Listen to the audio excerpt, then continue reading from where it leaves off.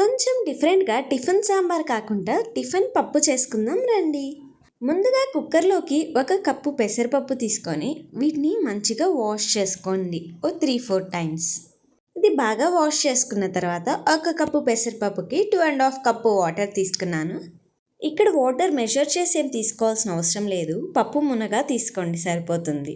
ఇందులోనే మీ కారానికి తగినట్లుగా పచ్చిమిర్చి, అలానే 1 ఆనియన్, 1 టమోటా, ఉప్పు, పసుపు వేసుకొని ఒకసారి కలిపేసుకొని కుక్కర్కి మూత పెట్టేసుకోండి.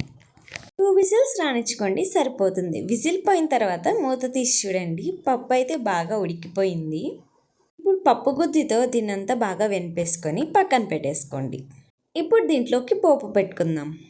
ప్యాన్లో కొద్దిగా ఆయిల్ హీట్ చేసుకొని ఇందులోనే పోపు దినుసులు, ఎండుమిర్చి వేసుకొని ఫ్రై చేసుకోండి. ఇది ఫ్రై అయిన తర్వాత ఇందులోనే 4 వెల్లుల్లి రెమ్మలు, అలానే కొద్దిగా ఇంగువ, కొన్ని కరివేపాకు రెమ్మలు వేసుకొని ఇదంతా బాగా వేగిన తర్వాత పక్కన పెట్టుకోండి. ఇప్పుడు పప్పులో కొద్దిగా వాటర్ కూడా వేసుకొని బాగా కలిపేసుకోండి. సాల్ట్ ఏమన్నా సరిపోకపోతే అది కూడా వేసేసుకోండి.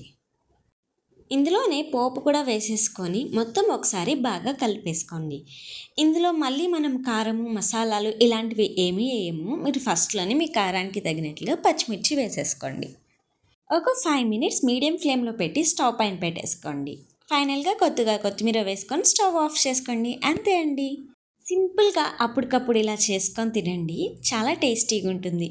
ఎస్పెషలీ మీకు టిఫిన్స్లోకి అయితే, ఇడ్లీ, పొంగల్లోకి అయితే చాలా టేస్టీగా ఉంటుంది. ఒకసారి ట్రై చేసేయండి. ట్రై చేసి మీకు ఎలా కుదిరిందో కమెంట్ సెక్షన్లో కమెంట్ చేసేయండి. నచ్చితే లైక్ చేసి ఛానల్ని సబ్స్క్రైబ్ చేసుకోండి. Thank you.